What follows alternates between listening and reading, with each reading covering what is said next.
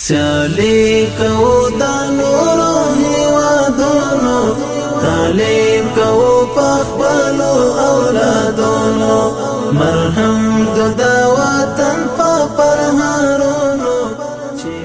السلام علیکم قدرمنو لیدونکو، وخت مو بخیر. نننۍ خپرونه د موږ البته د پوهنې وزارت له لوري 250 مټرسایکلونو ویش پروسې ته ځانګړې شوې ده. په پلان کې ده چې نن د پوهنې وزارت خدماتو ریاست په نوښت د افغانستان د ولایتونو تقریبا پوهنې امیرونو لپاره د 250 مټرسایکلونو د ویش پروسه پیل شي. دا چې د دغو مټرسایکلونو د ویش پروسه به په کومو قوانینو یا په کومو کړنلارو پلي کیږي، زموږ سره په خپرونه کې مله اوسئ. د پوهنې وزارت لخوا د هیواد د ولایتونو پوهنې آمرینو لپاره د 250 عراده موټرسایکلونو ویش لړۍ پیل شوه. په هغو مراسمو کې چې د پوهنې وزارت لخوا د هیواد د ولایتونو پوهنې آمرینو لپاره د موټرسایکلونو ویش لړۍ د پیل په مناسبت جوړ شوی و، پکې د پوهنې وزارت د سرچینو او ادارې معینیت د خدماتو رئیس استاد حبیب الله خالد، د مرکز او ولایتونو پوهنې مسؤلینو او کارکوونکو ګډون درلود.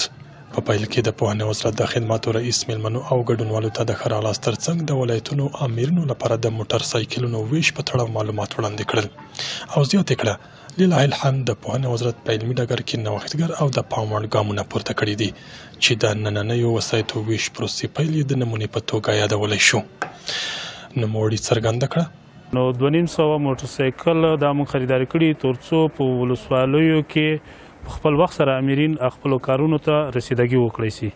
نو ډیر کوشش دا ده چې د ولسوالیو امرینو ته ځکه چې هغه ساحې چې دي پراخه دي، دوی په خپل وخت سره رسیدګي نشي ورته کولی، چون دوی دپاره د ترانسپورت نوره داسې ذریعه نه ده ورته برابره چې هغوی موږ ورته وسایط ورکړو. خو یوازې فعلا په لومړي قدم کې د موټرسایکلو ترتیب به ورته برابر کړی چې دوی خپلو کارو ته رسیدګي وکړي. په ورته مهال نورو مسؤلینو هم په ټولنه کې د علم او پوهې اهمیت ته په اشارې سره وویل چې د پوهنې وزارت مشرتابه د پوهنې د کیفیت لا لوړولو په برخه کې شپه ورځ خپلې هلې ځلې جاري ساتي. مراسم د پوهنې وزارت د خدماتو ریاست د ترانسپورت د امیر مولوي محمد ابراهیم محمد په مبارک دعای سره پای ته ورسیدل.